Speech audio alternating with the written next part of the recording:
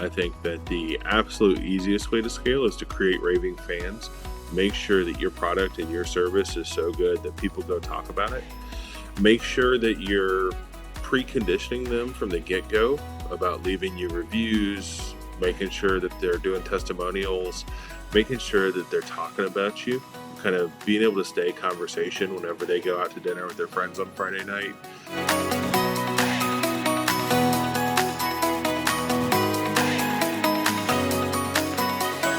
Well, hello and welcome to another guest interview here on the Profit with Law podcast. I'm your host, Moshe Amsel, and I'm excited. I love when I have a law firm owner, successful law firm owner that is here to share with our audience their own experiences, their journey. I think there's so much to learn from everybody's journey. Unlike a lot of coaches that are out there who are like, okay, this is how I built my firm and this is the way you need to do it.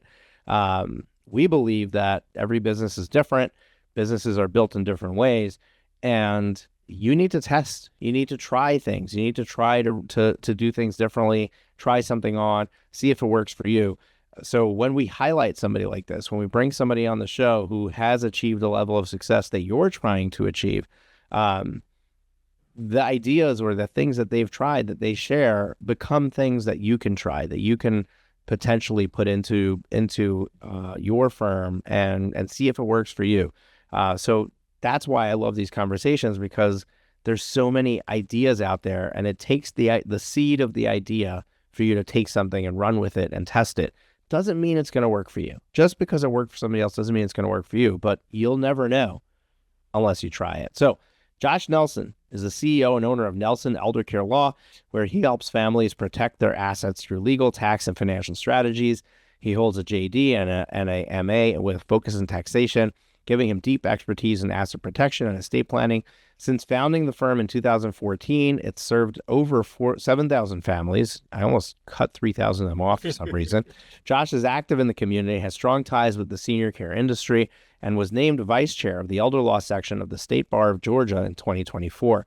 He's also a sought-after speaker for professionals and civic organizations. Josh, welcome to the show.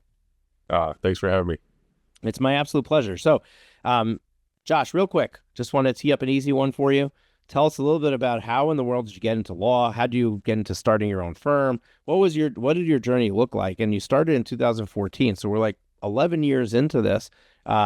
Just give us the little bit of a backstory here to kind of get to know you, and then we'll dive into some of your journey, because I'm really curious about your growth. I know we in the green room we talked about your size of your business right now. That's a nice growth for 11 years. So I'm excited to jump into and figure that piece out. But let's just start with just you as a person and let people know a little bit about you. Yeah, I think that originally I wanted to be a lawyer for the wrong reasons. I wanted to get into it because I thought that's where the money was at. You know, I grew up as a lower middle class kid, single mom, parents separated whenever I was super young, and just saw mom always struggling. And she had actually worked her way up to be very successful in the IT side of things. So she was a senior VP over at Home Depot, big company here in Atlanta. And she bet me she could beat me on the LSAT.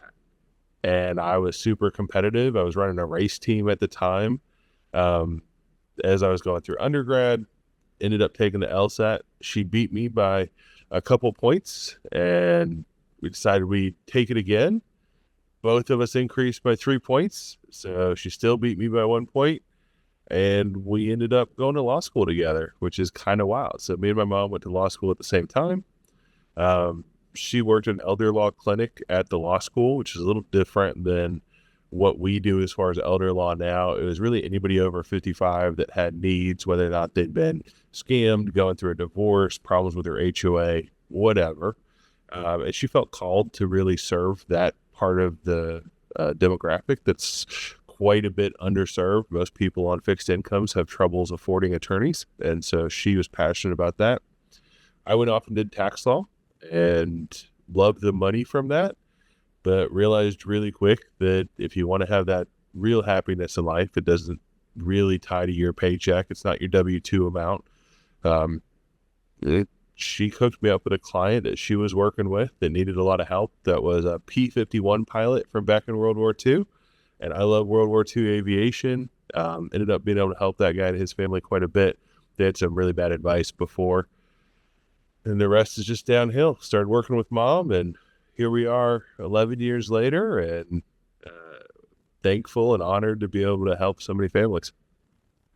Love it. I love this story and how you got into it. And it's I started working with law firms because of a similar type of thing where the calling to do what I do was there, but who I do it with wasn't, right? Like it wasn't law firms that was my ideal candidate or client.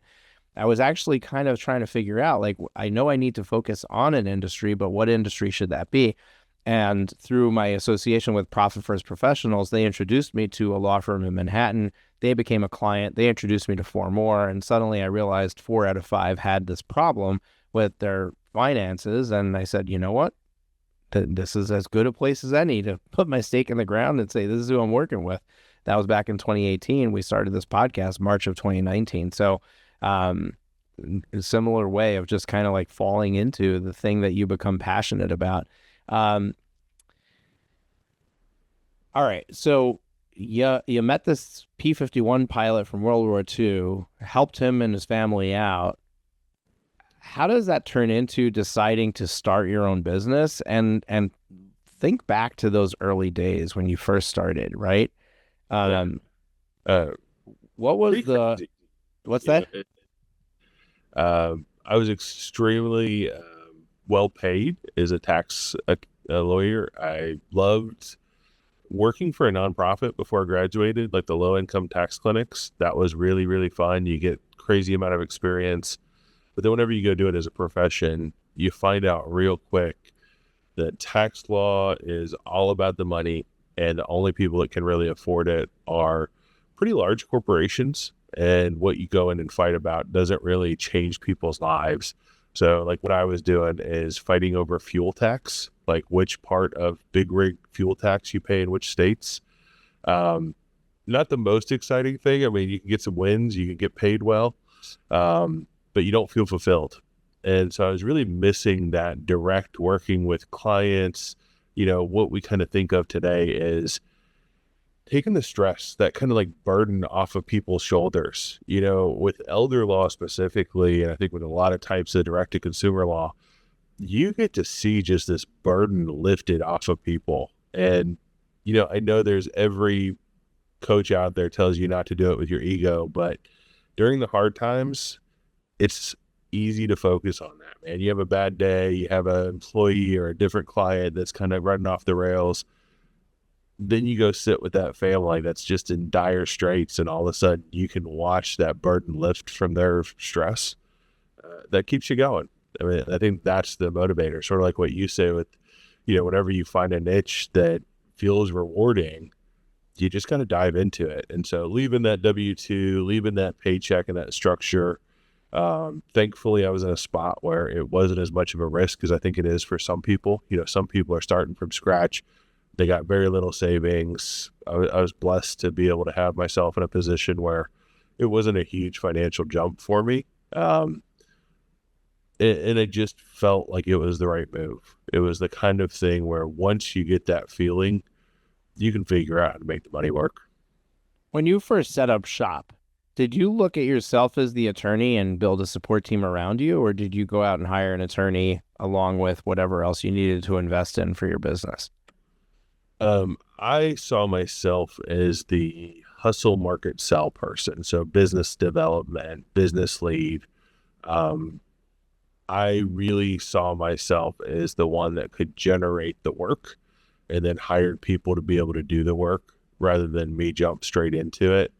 At the time I had a misalignment, feeling like I still had to be the expert in everything. And I think that did help in retrospect, but I don't know that it was as necessary, especially as we went into other practice areas like probate and some contested litigation stuff.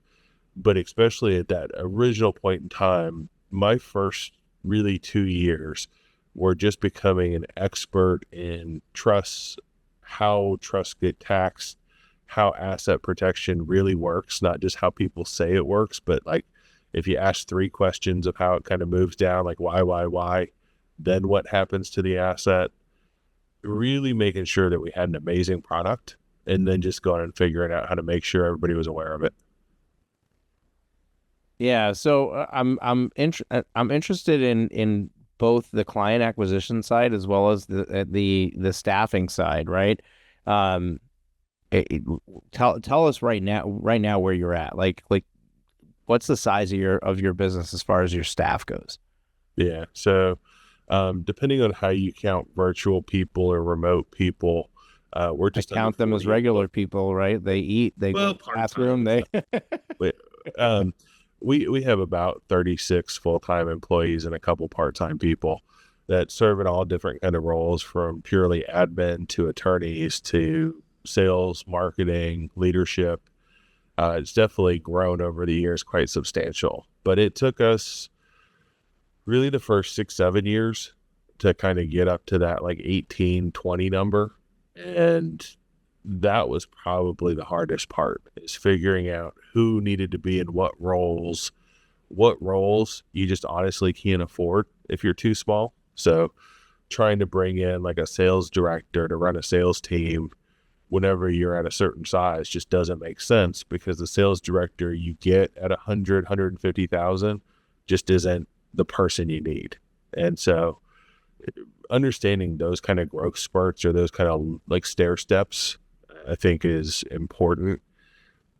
That you can't bring in, your paralegal and expect them to also be the office manager at the same time. You need those things separate, but also sort of like what we were talking about before we jumped on, the importance of managing by the data, having those KPIs. It blows people's mind that I tell people's KPIs to them before we hire them. Like, I think that you should go into your job interview knowing what the KPIs for that position are, because otherwise, whenever you start and then somebody tells you your KPIs after you've accepted, what if you don't agree? What if like your version of billable hours is 4 hours a day and mine is 6 hours a day? Like, we're going to be off to a bad start.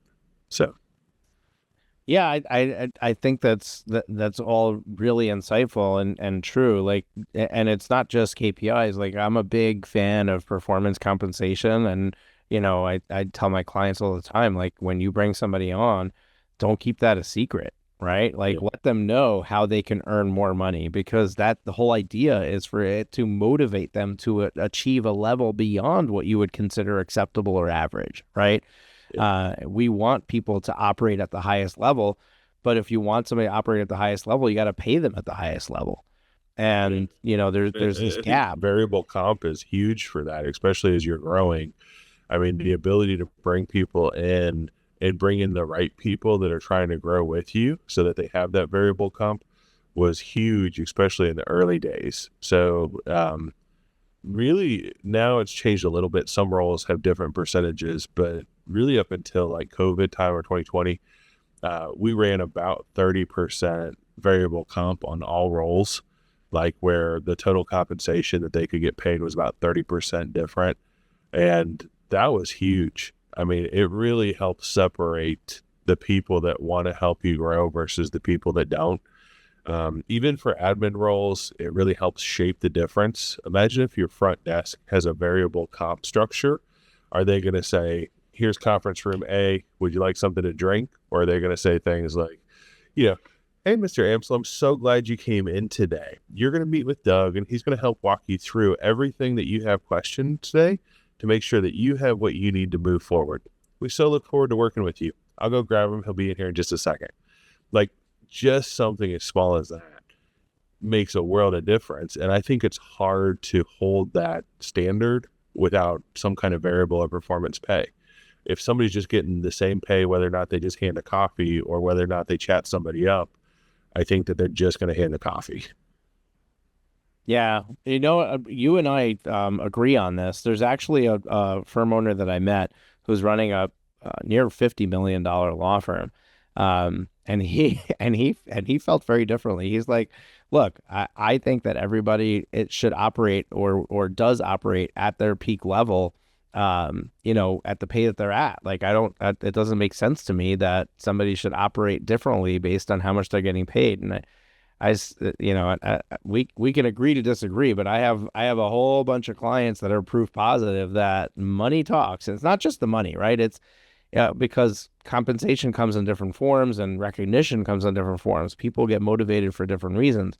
It could be a unified goal that we're all marching towards. It could be, some sort of. I had this conversation with Molly McGrath of Hiring and Empowering Solutions, and she told me early on in her career when she had a client who was trying to motivate her staff to do something, and they were trying to figure out, like, how much do they have to give for this?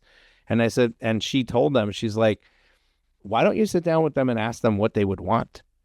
And they did that. And the team basically wanted to have half-day Fridays in the summer. Yeah. So rather than paying out a bunch of money, it was like, if you guys hit this goal, you're going to get half-day Fridays in the summer. And that's what they did. And it really didn't cost them anything, because Parkinson's law dictates that, have less time to do something, you're going to get it done anyway, right? So it's not like they didn't do their job because they had half a day off. So everybody was happier. The firm got what they needed. The people got what they needed, and it didn't cost anything. If anything, it probably boosted productivity. So, we got to think about these things.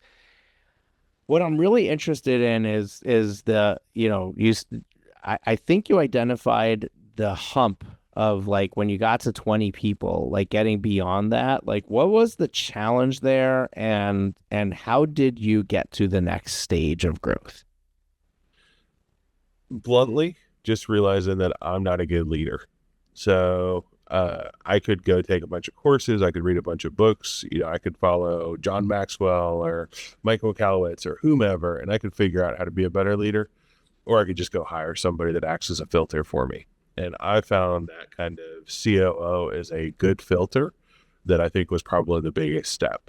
As an owner, as somebody who's just so driven, as you grow and you want to keep same growth percentages going year over year, I think that sometimes it can come off as demanding for staff. I think sometimes it can come off as less connected as the team grows. You can't have everybody reporting to you. There's got to be some kind of intermediary structure there. And I think that a lot of firms I see get that wrong, where the people don't have access or they don't have a good system. And so we've been able to embrace EOS for that and really kind of get to that point of little pods that have between 6 and 9 people in them, that have kind of this, not necessarily a manager, but a leader at the top of it. And then one of the things that we did wrong was, from the client perspective, we didn't parse out who they were supposed to be communicating with clear enough for the first little bit as we were growing staff. And so as you had staff turnover, or as you got more people on the team, the client would interact with like 4 or 5 people. Clients hated that. So now we have kind of a primary person for every client that gets assigned immediately, and then a backup, and then there's a coverage plan if either one of those people are out. And that's been super successful and easier to manage from both client expectations as well as making sure that we're not dropping the ball as we do volume. Yeah, I love that. For those who don't know what EOS is Entrepreneurial Operating System is what it stands for, and it's basically the brainchild of Gino Wickman, who's written a couple of books, Traction, Rocket Fuel. If you haven't read it, it's a pretty boring read in my opinion, but it's a great read as far as business, running and scaling a business goes. It really gives you the elements that you need to think about at different junctures in your growth and operations management, structure of meetings, way to think about things, even like hiring, which I reference a lot, separating out when you're hiring people that they need to be a right fit in the organization and the right seat in the organization. What Josh just alluded to with, having, limiting the amount of direct reports that somebody has, like keeping that managerial sphere small enough that you can actually oversee everybody that you're managing. Cadence of meetings, your L10 meetings where you're doing your high level planning, having those frequently always being aligned to goals as a team.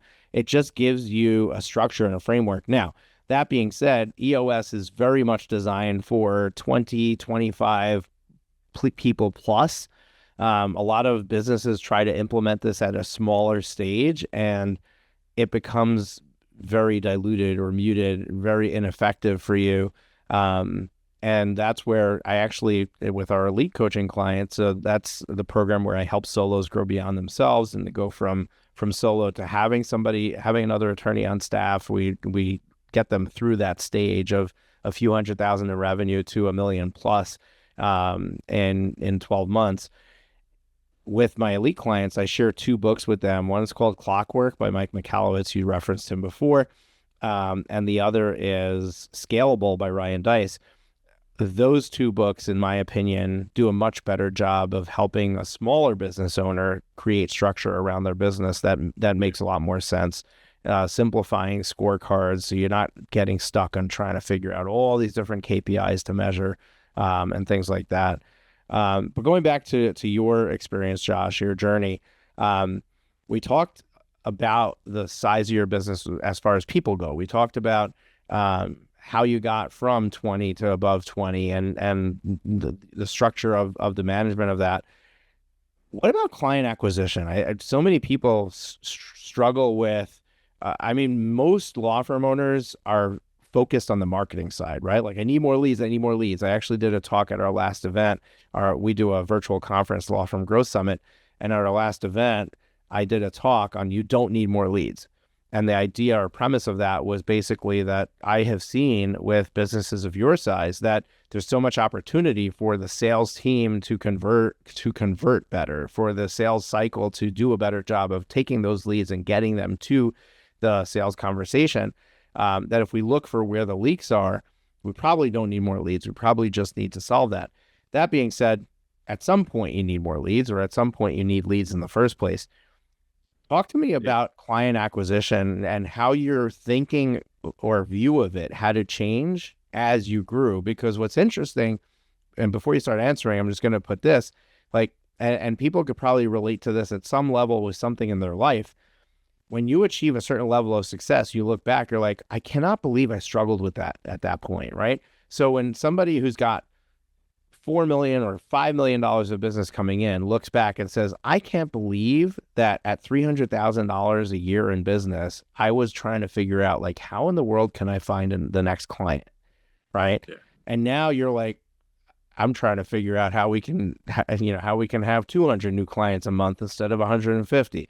And the jump I'm thinking about is more than any solo would ever try to do in their spans of their career, right? So talk to me about that journey of mindset and way of thinking about it, and then actual solutions to the problem. Like, how are you solving the client acquisition problem for yourself, and how has your thought process had to move along during that? Yeah. I think first, just a quick comment that I 100% agree with you that everybody wants more leads. And they're probably wrong. So like at our size, we help about 150 families a month. If we close at, 75% of theirs, we still have like 50 plus people a month that came in, sat with the sales team and didn't hire. Well, now those people don't become raving fans, right? They're somewhat detractors out there. So it means that we didn't show the value appropriately in some way. And so like if they see a Facebook post and they went with some other firm and they weren't sophisticated enough, or we didn't do a good enough job of showing the difference, you actually end up with like a boatload more detractors if you don't have the right sales process, the right education process. And so usually the I need more leads is truly not the answer. Over the years, the biggest thing for us is really looking at it mathematically. Like, what can we do to get a couple extra conversion points at this part of the funnel? What can we do to get a couple extra conversion points at this part of the funnel? Really talking with the people that convert to clients, but also the people that don't, trying to figure out what that offer positioning looks like, really chasing everything through that funnel to make sure that whenever they one of the big things we used to do is ask them to switch mediums. So if they're on your Facebook and you try and ask them to call, you're already losing half the people, especially if you go down market to younger people. They don't want to talk to you on the phone. They want like a Calendly link to schedule. So there's a lot of stuff that just optimization that gets you from wherever you're at to wherever you want to be. And then bluntly, you just got to do more of it, right? So I see so many firms that I talk to who have like a cost of acquisition, say $500, and they go think that they're going to get 10 clients by spending, $2,500. Well, that's probably not what you have mathematical proof over, right? If you're going to be in the paid ads game, if you're going to try and do whatever, you need to know what your normal cost of acquisition is and just manage towards that. How far can you get out of that? How far can you stay under it? And does your hypothesis make sense? I mean, one of the marketing directors we hired that just didn't work, she thought she was doing a great thing by cutting marketing spend, but then it cut leads so bad that there was no way for us to hit our goals. And, in her, mind, she was doing a great thing, but in reality, she was causing the firm to lose hundreds of thousands of dollars. And so I think working with people like yourself, working with people that have been there, just seeing how easy it is. Like you say, somebody that's at 300,000 talks to somebody at 4 million, and it's just easy to figure out what you need to do because that person's been there and done that for so long. I mean, we do more in a month right now than we did in our first couple of years. I mean, it's just wild how things can change. Yeah, and it's a great way to put it. My friend David Nagel has a talk where he, and I don't know if you're familiar with him, but he's been on stage at our Law Firm Growth Summit multiple years in a row. And one of his great talks that he loves doing is how to turn your annual income into your monthly income. Yeah. And essentially, he approaches it from that whole mindset part of it. Like you need to think at that level, and that's going to create it. But and the stuff that I talk to my clients and in the marketplace about is this idea of you have to create a plan or a strategy of getting there based on looking at what the future is. So like when we say marketing should be let's say 10% of revenue, right? We're not saying 10% of current revenue. We're saying 10% of the revenue you want to create, because you have to make the investment before the return comes. And people don't understand that. Like they don't get that. It's almost like the solo who's afraid to hire the attorney, right? Like you're not going to suddenly have enough cases to fill an attorney's plate. You can only operate at a third the capacity that an attorney on your staff can. So you'll never get to the place where you feel like, oh, I'm ready to hire an attorney. You're going to always feel burnt out, feel maxed out. You have to just put that person in place and then figure out how to fill their plate, because without the capacity being there, you can't get there.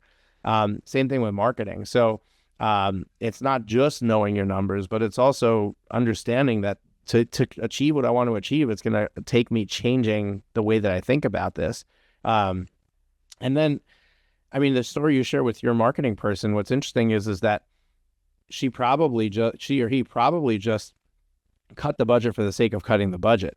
We actually have a client that we work with where one of the things that we did to leverage or fix their profit margin was to cut the marketing budget, but it wasn't because we didn't want to spend as much on marketing.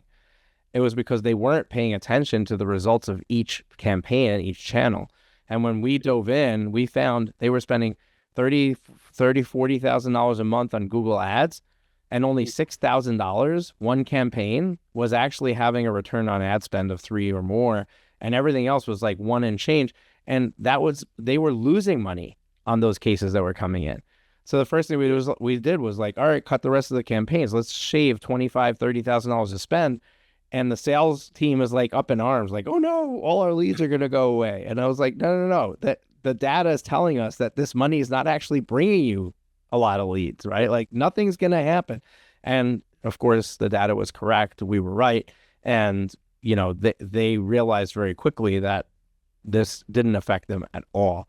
And we were I think understanding that you need that attribution tracking when you're small, Because if you don't have the time to do it when you're small, you definitely don't have the time to do it later. And it's the kind of Yes. thing where everybody's like, oh, it's good enough. Or they look at the vanity numbers like, oh, this ad's bringing in so many clicks to this landing page. But okay, but like if you can't track that landing page to $1, now all of a sudden you need to still work on your attribution. Because I think in the past, that was one of the things that marketing director did is COA or cost of acquisition was going up too high. She was like, let's just cut. And she didn't cut at the right spots. And it's just because we didn't have the attribution granularity we needed to make an informed decision there. Yeah. And that's important to understand and to know. And one of the things, so we do fractional CFO services for larger firms. And one of the first things that we do when we onboard a new client is try to understand how much do they know, right? Like how good is your data? And there's one client that we've been able to achieve a lot of success with because they had that all figured out already.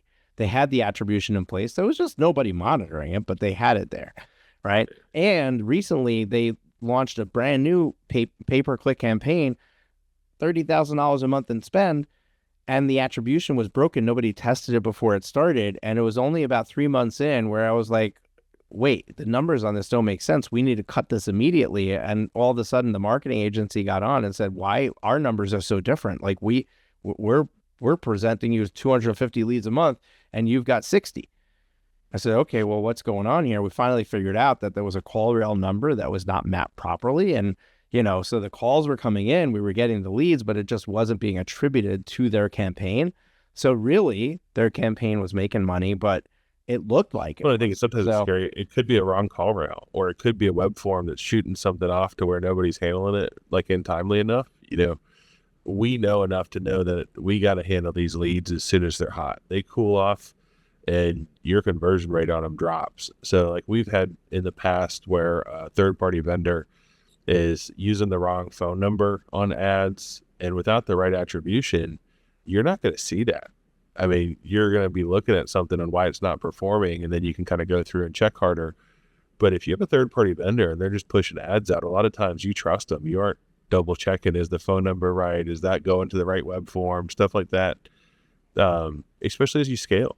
And soon you find out that those are $10,000, $20,000, $30,000 mistakes, and you just can't take that and still stay profitable. Yeah, those are $10,000, $20,000, $30,000 mistakes that you catch 3 months later. So they're really $100,000 mistakes, right? Like it's not like you realize it right away. It's like, all right, we've been running this. What's going on here? And then all of a sudden you're like, wait a second, this is not working. So yeah, I think you're absolutely right. And attribution is so important, especially when it's at scale. But is digital marketing the only solution to scaling your business? Like what else can firms do like to grow? And is that like the first place or the last place to look? Because it's really expensive, but it's also like get clients right now. I think that it's hard to stay profitable with just trying to scale on digital. I think that the absolute easiest way to scale is to create raving fans. Make sure that your product and your service is so good that people go talk about it. Make sure that you're preconditioning them from the get-go about leaving you reviews, making sure that they're doing testimonials, making sure that they're talking about you, kind of being able to stay conversation whenever they go out to dinner with their friends on Friday night. That's the thing that makes it so you scale profitably. At all of these things where you got to pre-spend your marketing dollars, you're going to take a hit on profitability. And so I'm a huge fan of just make sure that you're mining the gold in your current client list, that you're staying on top of mind with them, that you're really making them feel valued, and that they know that you want them to leave you things like Google reviews, testimonials. Make sure that they're talking about you. That's the fastest, cheapest, best way to convert any kind of new client, is to really have that person they know talk about it. And if you can educate them kind of with the messaging you want, like the reason we're doing this is because it provides you and your family this. Then whenever they're at dinner, they can kind of repeat that tagline, so to speak. They understand it rather than just being like, I don't know, my lawyer did some stuff. Making sure that they have a good understanding of the value they're receiving and how that sets apart from other firms. I want people to be able to sit across from their friends whenever their friends tell them, "Oh, I just got a will done," and be like, "Oh my God, Josh, you you a will goes through probate in Georgia, right? Like you don't want that. You need to go call somebody and get this thing fixed because that's not what you really need."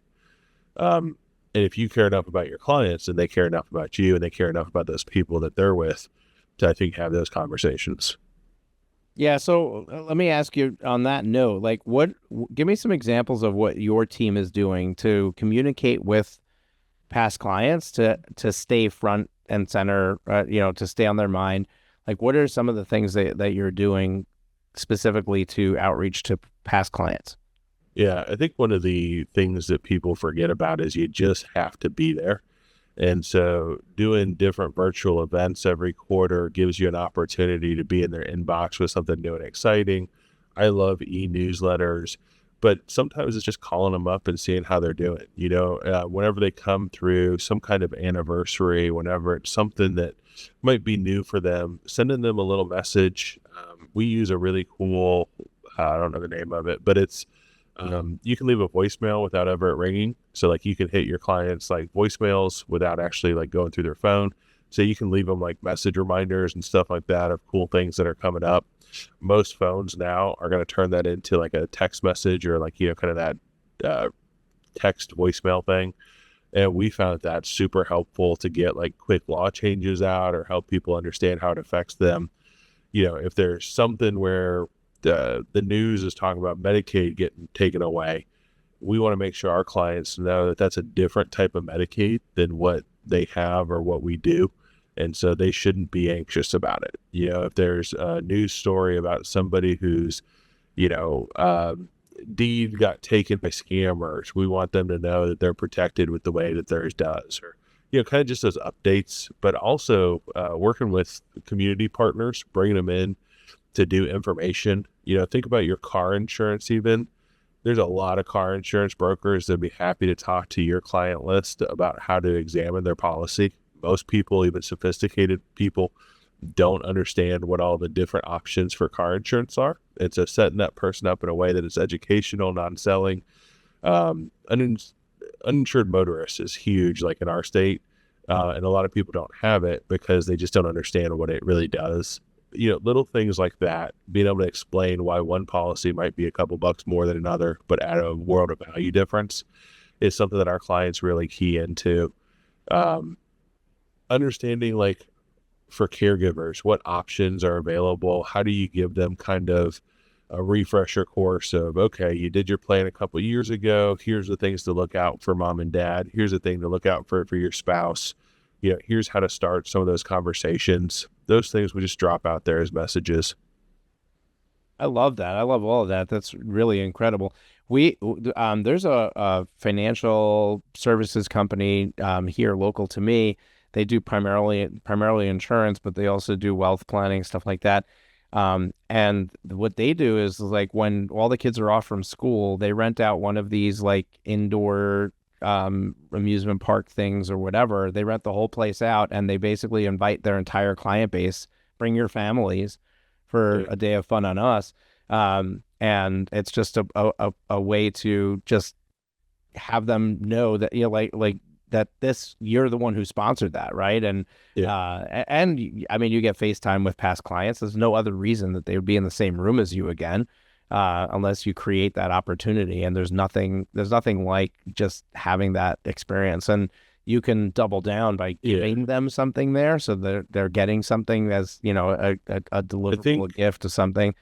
One of the things that's discouraging, I think, for people is whenever you try and do that and nobody shows, because I know like my team would get kind of deflated whenever things like that would happen, and my feedback to them was always first, you're there to present to the people that show up. So even if it's a low turnout, don't be walking around all doom and gloom. Like, just embrace it, really make a celebration out of it still.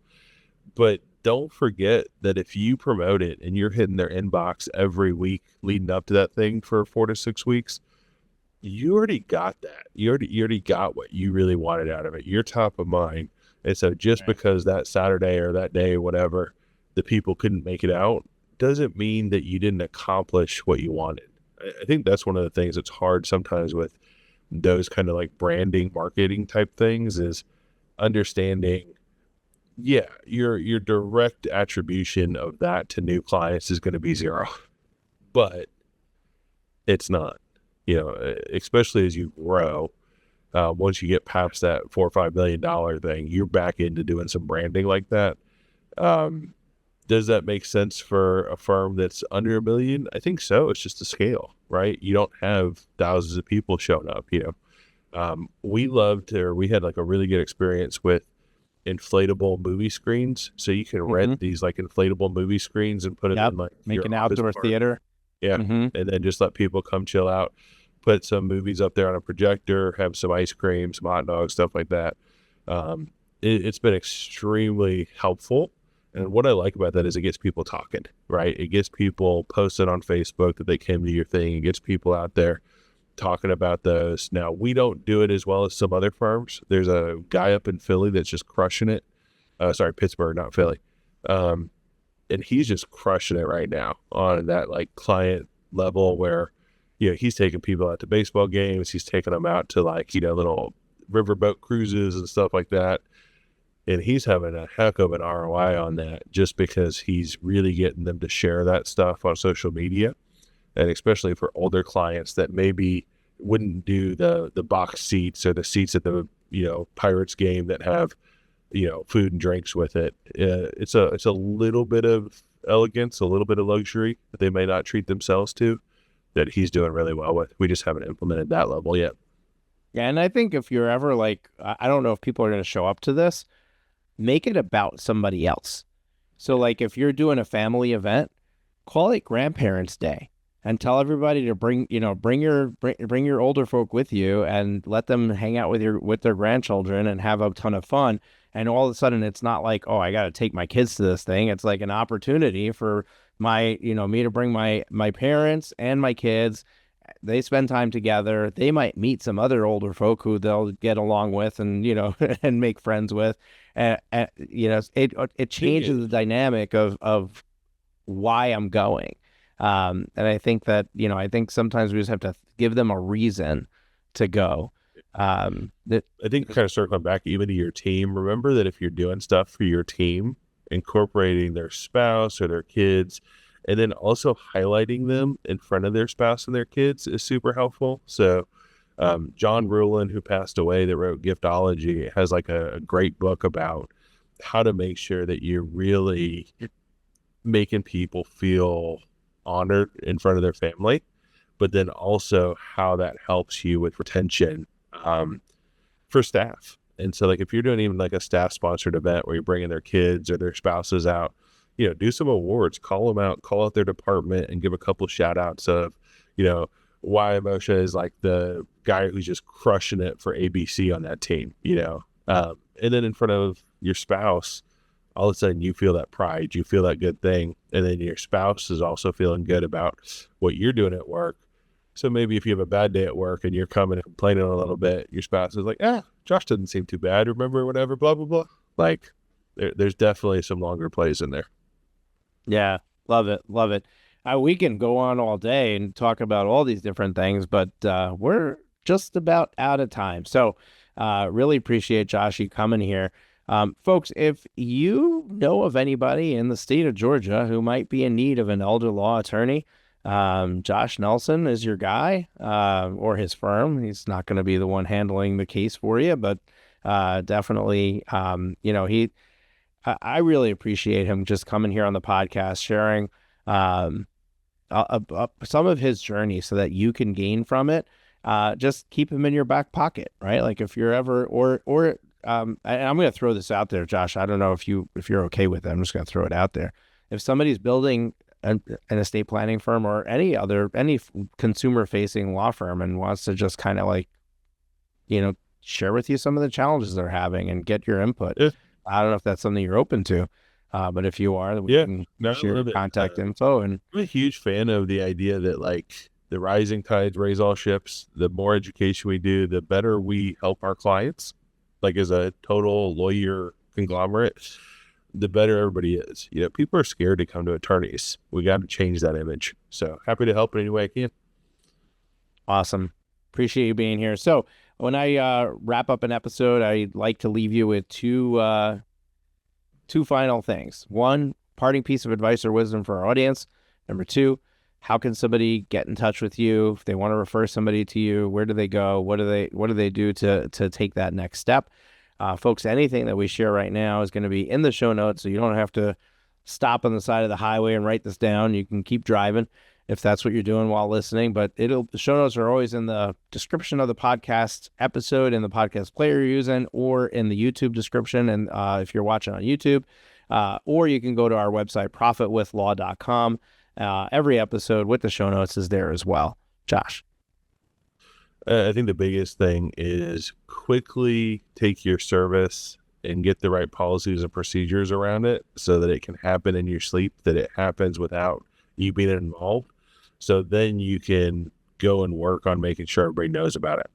And then alternatively, incentivize your team to continually improve that process, to make suggestions on how the product gets better. And then also make sure they're incentivized so that whatever you win, they're winning too. If you want to get in touch with me, the easiest way to do that is Nelson Eldercare Law on any of the socials. Feel free to message me. Happy to jump on a call, a Zoom, or even swing by and do a site visit. Thanks, guys. Awesome, Josh. Really appreciate you being here. Folks, we're here every single Thursday with another amazing guest interview. Tune in again next Thursday for our next interview, whatever that will be. Stay tuned. We'll release it on time, as we always do. We've been doing this for since 2019. Practically haven't missed a week since then. We're approaching 500 episodes total for the podcast, which is pretty wild. And we're going to have to make a celebration soon for that. And stay tuned for that as well. Make sure you hit the subscribe button in your podcast player or on YouTube so that you get notified when we release a new episode. And once again, if you're interested in having a conversation with somebody on our team to help you map out your strategy for the next 12 months that will allow you to double your personal income at a minimum, if not better than that, and explore working with us, whether it's at the getting out of the solo level into the million or multi-million dollar revenue firm, or it's exploring larger firms, exploring how to significantly increase your margin with your business and, without sacrificing the growth that you're trying to achieve. You can do that by booking an absolutely free strategy session with somebody on my team. It's profitwithlaw.com/strategy session, profitwithlaw.com/strategy session. Would love to have a conversation with you, help you create some clarity, and if it's the right fit, have a conversation about you coming on board as a client here as well. We will see you next week. Take care. Bye for now.